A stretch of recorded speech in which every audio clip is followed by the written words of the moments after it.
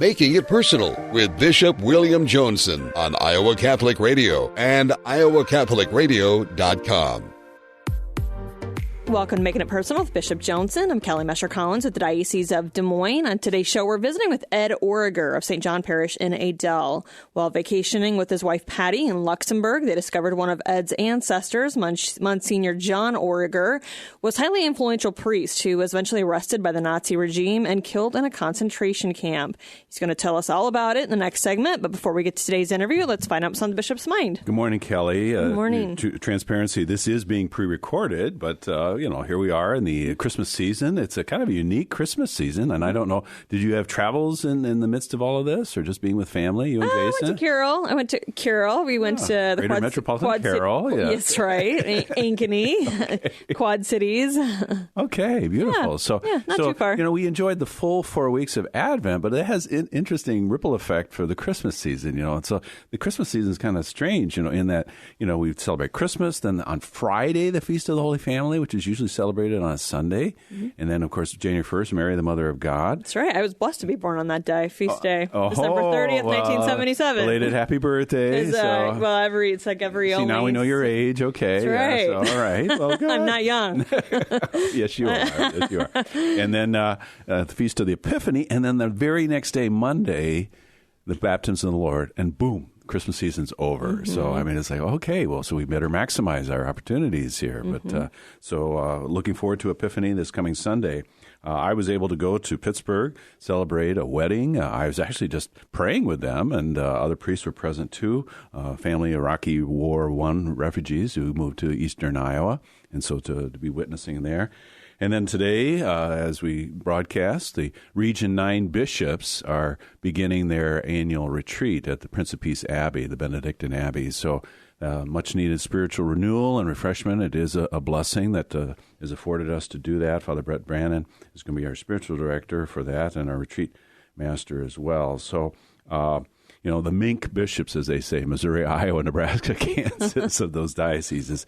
One of the things that sparks me, and I'll be looking for it, and it's forthcoming as we record this, but Pope Francis is going to release an apostolic letter dedicated to St. Francis de Sales, the famous doctor of the Church, on the 4th centenary of his death. And so as we look at that great gentle doctor and all that he represented, his friendship with St. Jane de Chantal, I'll be able to kind of maybe ponder that during the retreat. But it caused me to go back, and I think it kind of sets the table for our time with Mr. Origer.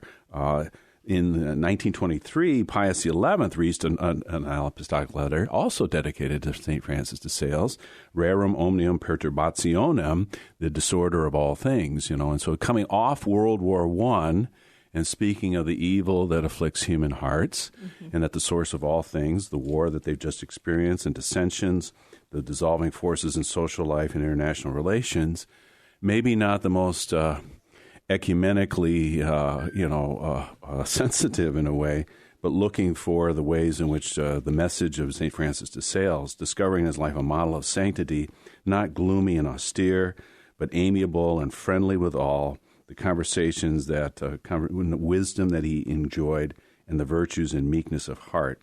And so very different from the kind of artificial kind of gentility which consists in mere possession of manners and display of the ability to just kind of go forward. And overcoming apathy as well. So I think Francis de Sales continues to be an inspiration for us. We're grateful to the Holy Father for releasing this letter and shining a light on this one who, in a time where we still know wars, and we know this letter that came out from Pius XI, where were we 15 years later with the rise of National Socialism in Germany and the impact that had also. And so we look for peace. The Prince of Peace is among us. We have heralded him, but we need to continue to abide in various ways, to continue to bring forth that patience, to realize our personal call to holiness and the inspiration, that meekness, the testimony of physicians, that the ways in which he suffered so tremendously, but had great patience in the face of all of that. All right, we're going to take a quick break and return. We'll visit with Ed Origer of St. John Parish in Adel. You're listening to Making It Personal with Bishop Joensen on Iowa Catholic Radio and the Spirit Catholic Radio Network. Support for Iowa Catholic Radio comes from CTO. Your contribution to CTO helps families send their children to our Catholic schools who otherwise could not afford it. In giving to CTO, you receive the best tax credits ever. Pledge or donate online at ctoiowa.org. ctoiowa.org. The bottom line, it's for the kids and their future. Support for Iowa Catholic Radio provided by Mercy College of Health Sciences, where you can chart your course for more. Mercy College provides unparalleled clinical rotations, hands-on learning, accelerated education, and flexible schedules. Since 1899, Mercy College has been transforming students into healthcare professionals. Guided by Catholic values, our faculty put classroom theory into practice. Students are prepared for roles in service and leadership throughout their own careers. Learn more at mchs.edu. Mercy College of Health Sciences, mchs.edu.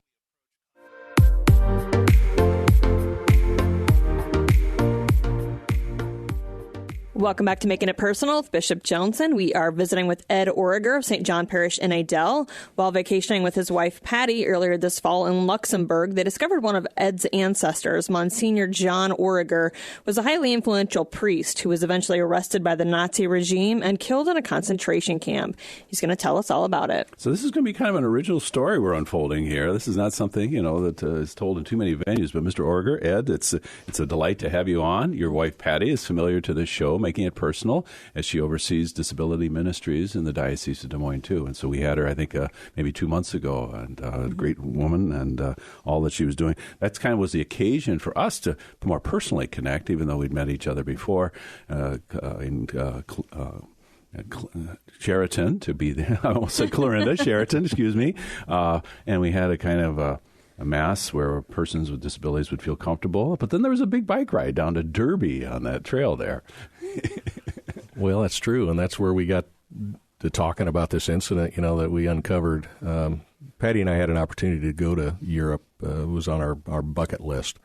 We were actually going to go when we first got married, and then when the Gulf War broke out, they didn't want anybody traveling, so we had to postpone it for 30 years. Yeah. And then throw a pandemic in. The plans are further postponed. We really had the opportunity, and part of it was just, you always look at your history. You learn from the past, and we found out that you could actually go get your dual citizenship. This country of Luxembourg was allowing that, and part of it was because they had so many immigrants come to the U.S., and a lot of it was famine, and folks were driven out of the country. So the country decided that they would allow this for a period of time, so there was a window of opportunity, and we did that, and then I found out about this group called the Luxembourg American Cultural Society. They're out of Belgium, Wisconsin, and they organize all these trips, and they help you get your citizenship. And they said, well, you can go to Washington, D.C. to get your passport, or you could go to Luxembourg City and do a 10-day tour in Europe. So we decided to do that. Kind of a no-brainer choice there. Absolutely. So it was very interesting. Now, when you go on these trips, you never know what to expect. Could I just interrupt you? Was your Luxembourger heritage something strong in your family when you were growing up that that was very fervent with your parents? It really is, and it is with the Catholic Church too. I mean, if you look around the state, and you got Iowa, Minnesota, and Wisconsin very strong, but these little villages that popped up, they were the immigrants that came. Our church where I grew up in St. Joe, Iowa, or St. Joseph's, you look around and all the names, Kleins, Kolash, Bormans, Capacious, Gales, all these names I would see when we were in Europe. So these groups came to the U.S. and they congregated, and they basically created their community and their church. And that's what started this whole thing. And it was funny, when I was a young kid, 11, 12 years old, we had the centennial, the 1976, U.S. centennial, and our little parish put together a history book. And the gentleman that was instrumental in that, Ernie Gales, just recently passed away, which was, he was very good about putting the history together. But that's what probably intrigued me, because I found out, and it's in this history book, that my great-grandfather, who immigrated from Luxembourg in the 1870s, had a freight wagon business from St. Joe, Iowa to Fort Dodge. And this gentleman by the name of Jesse James, if you're familiar with him, was on his way back from Minnesota. Was probably up there for a business trip. And, in Northfield? Yeah, there you go. And he asked my great-grandfather if he would give him a ride to Fort Dodge. So he did, and knowing who he was. Well, I don't know that he knew who he was, but you will give me a ride. yeah. He compensated him for it fairly well. But I've seen that now in multiple, writings. But that was kind of funny how you take a guy from Central Europe, and because of the famine, comes to the U.S. in 1868, and then just as it progresses. But that's probably the biggest thing. I always was interested about history. I wanted to go back to his village where he came from, find out more about his siblings, which we did, and we were very fortunate. Because the group that put this on, there are a lot of historians from over there, and they're very passionate, and they don't want this history to be lost. So when I left, I actually got a whole packet of information. I now can tell you the ship that he came on, the day he stepped off the ship. We went to the family parish. It's kind of unnerving. We went through the cemetery, and I actually found an Ed Origer gravesite in the small town of Osper in Luxembourg. But that was why we went, finding out about, Father Monsignor Jean Origer was just on top of that. Well, how did that happen? I mean, and then it was really the first day. You were kind of in a bubble a little bit, right? The tour and everything.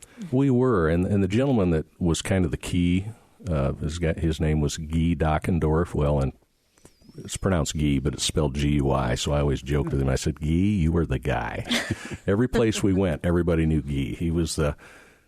He was basically, during his working career, he was either a teacher, a professor, or he was the chairman of their cultural society for the country. So he did everything and anything. He was involved in their modern art museum, which I.M. Pei was the architect, and he actually worked with him directly. And I joked with him, I said, I.M. Pei actually did the Des Moines museum edition, I think in 1968. Mm-hmm. And if you looked at our museum and you look at this museum, very similar, a lot of similarities. Fascinating. And then I.M. Pei, a little place called the Louvre, and the pyramid at the Louvre. Yeah, so he's had an influence between Des Moines and it was really interesting. So we're on a walking tour, and of course we walk by the Archbishop's house. And Guy has to say he was one of my students. He said he was very bright. And as we walked down the street... Hopefully it's not too ostentatious, though. The Bishop's Palace. Well, it wasn't. I've got some photos I can show you when we get done. But the stonework in Luxembourg is really unique. And that's what you'll see. If you go throughout, Iowa, Minnesota, and Wisconsin, and go to Catholic churches that are Luxembourg in origin, it's the stonework that'll set them apart. St. Donatus is a really neat little town south of Dubuque you can go to, and they've got the oldest barn, I think, west of the Mississippi, a stone barn. Been privileged to celebrate Mass there, yes. There you go. Do the Good Friday stations, very famous custom of St. Donatus. So. Yeah, the stations are actually out on the hillside. You basically go through the woods to go to the Stations of the Cross. So a lot of unique things. So as this progresses, we come to an intersection, and I'm looking at this. I'm in construction business. You have to understand that's what I always look for when I go on my So trips. One little plug for the Macinich Corporation. Yeah, yes. So I work a little company. There you go. So I work for Macinich Corporation, and we do a lot of highway construction. So I see this road closed sign, and it says Rue Origer Deviation, and it's all in Luxembourgish. And I pointed it out to Guy, and he said, "Oh yes," and he's just gave me a little tidbit. He says, "I'll get you some information." So that's basically all he said. This guy was a martyr for the country of Luxembourg. So I get the information, and what I found, which was very interesting, was the fact that he was so influential. In fact, one of the historians we talked to said that in the 1930s, Jean Origer was probably the most powerful man in Luxembourg, which in the U.S. you don't think that Catholic priests are involved in politics.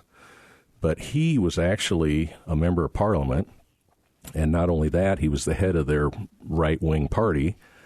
And in 1938, he was writing, he was a publisher and editor, I think, of the national paper and the Catholic newspaper also. So both avenues he had access to.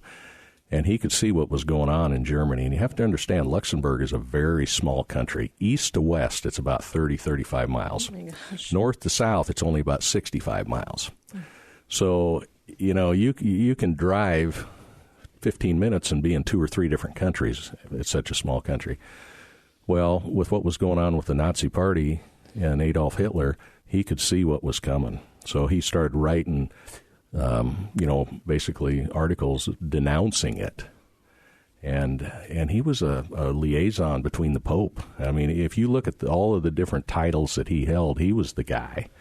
And he was, they've got a cathedral right there in Luxembourg City, which is the Cathedral of Notre Dame. Of course, not the one that burned down in Paris. But anyway, it's a very, very unique building. And so in September of 1940, Germany invades Luxembourg. And the first thing they do, they go after the political prisoners. Well, Guy Dockendorf, our historical guide, his father was one of the first ones taken, along with Jean Origer.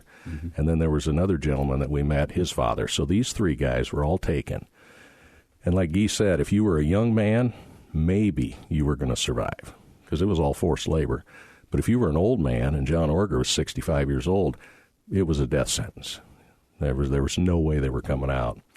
But he bounced between prisons. He started out in Trier prison in Germany, and I think it's because they hadn't built a lot of the concentration camps yet. I was just going to ask you, prisons but not camps, yeah. So I think it progressed. So he ended up in Dachau, which I know the bishop and I were talking on our bike ride about a movie that we saw after that. It's called The Ninth Day, and I'd highly recommend, if you guys ever get a chance, look it up. I think we found it on Amazon Prime. So you can watch it. It's in German, but it's an interesting story. With subtitles in English. So yeah, there you go. Accessible. If you're a speed reader. So, yeah. Oh, no. but long story short, it really opened my eyes to how Hitler was trying to influence the Pope by using priests and bishops that he would basically take into custody and put in these concentration camps to try to influence the Pope to say that what the Nazis were doing was okay. Well, these priests wouldn't do it.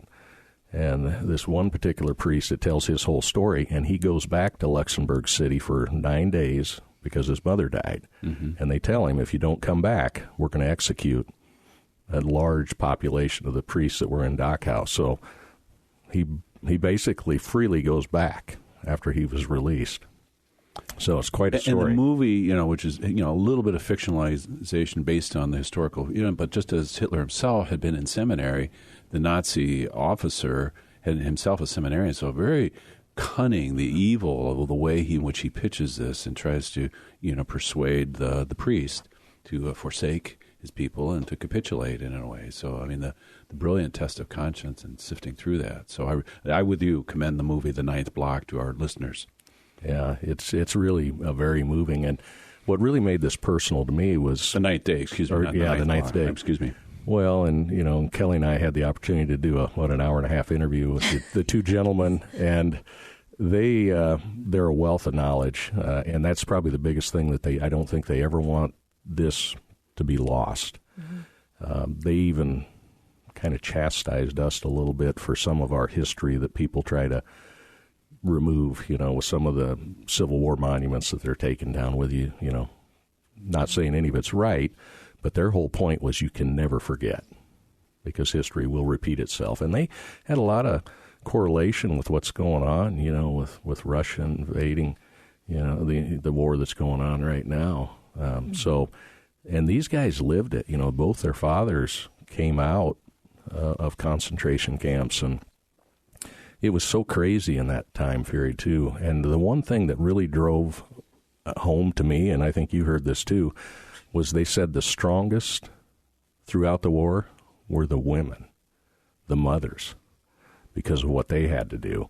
And he made the comparison that his father went to a concentration camp. His uncle, his dad's younger brother, was too young. But when he became of age, the Nazis would take these guys as conscripts. They would force them into the army. So a lot of the mothers and women were trying to smuggle the kids out and get them, into the, whether to England or wherever they could to get them out of the country. But he said after the war, and it was like for 10 or 15 years, a lot of these Luxembourg young men that were conscripts in the German army were stuck in Russia in concentration camps. So they were forced into service. Of course, the Russians looked at them as Germans, and there they were stuck. So that's a little piece of history for such a small country, the sacrifice that they made. But you look back at what Jean Origer did, and for him to stand on his beliefs and do what he did, that took a lot of courage, and I think we can all learn from that. So again, in an era when priests maybe could be permitted to be political servants, to hold office and things, so he, between the church and the state, he kind of transcended both of those realms. I think that was what I got out of the interview with these two gentlemen, was how he balanced it, because, to be in Parliament, you basically would be like a senator today in the U.S. You'd have influence, and whether you're in the House or the Senate, if you were the Speaker of the House, that's basically what he was. And then to be able to, between the church and the state, it was really unique to me. I just always assumed there was always a separation, but in Europe there was not. I mean, the church was one of the most powerful, organizations. And the country of Luxembourg, I think at one point in time, reading some articles, like 98% of the population was Catholic. Very, very Catholic country. Mm-hmm. And so it was just interesting to look at the architecture over there, their churches and ours. We went to the small village that we went to, Osborne, very small. You could walk across it in a few minutes. But the church had stone tablets on the outside of the building listing all the priests. And it went all the way back to like 1353. Yeah, it's got every one of them laid out there. And then who served, whether they perished in war or other. These were all the priests from 1353 all the way up through the current priests. Mm-hmm. And so that was kind of interesting. But, they talked about they called it the new church. So Guy says, well, you're going to see the new church. And I thought, okay, it was just like the new church was built in 1768. That's the new church. All right. Fascinating. We'll let the story continue to unfold a little bit, but we're going to pause with Ed Origer. All right. We're going to take a quick break. You're listening to Making It Personal with Bishop Joensen on Iowa Catholic Radio and the Spirit Catholic Radio Network. Support for Iowa Catholic Radio is provided by the Sarah Vocations Ministry, including the St. Sarah Club of Des Moines and the Sarah Club of Council Bluffs. Sarah is an apostolate of the Worldwide Catholic Church dedicated to fostering and supporting priesthood and religious vocations. Sarahans strive to accomplish their mission through prayer, fellowship, and service to the bishop, priests, sisters, and all in religious formation, and in doing so to increase their own holiness. Learn more at joinsarah.org, joinserra.org. Thank you, Sarahans, for your support of Iowa Catholic Radio. Hi, this is Father P.J. McManus from Be Not Afraid, inviting you to join me along with Executive Director Matt Wilk for Iowa Catholic Radio's Footprints of God Pilgrimage to the Holy Land, scheduled for November 12th to 21st, 2023. We'll have Mass at St. Peter's House, take a boat ride on the Sea of Galilee, and enjoy a special dinner with the atmosphere of Bedouin Temple. Not all pilgrimages are created equal. Don't miss Iowa Catholic Radio's 2023 Holy Land Pilgrimage, led by expert guides Steve and Janet Ray. Details at iowacatholicradio.com.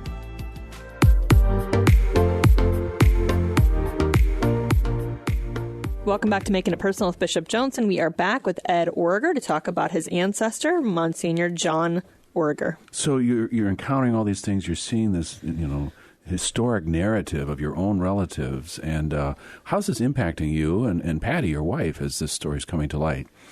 Well, it's really, I guess, brought me to the next level where I want to learn more. I went over there with some pretty basic goals, and I came away. I'd achieved everything we wanted to do over there, and now I've got more. What I'd like to try to do is to connect to some more family that's still living over there and try to find some more about this particular priest. There's at his home church, which is kind of ironic, his home church is St. Joseph's. Well, my home church was St. Joseph's. Mm-hmm. Just happened to be in two different countries. But they've actually got a stained glass, display or memorial for him that I'd like to see. I'd like to learn a little bit more about, his family, because we looked it up, and basically you got to go back 3 great-great-grandfathers, or for me, mm-hmm. and I think it's his second is where we tie in, and then your line goes off from there. But mm-hmm. But yeah, it really opened our eyes. My wife's a convert, so she's probably the stronger Catholic of us too, because she really studies the religion.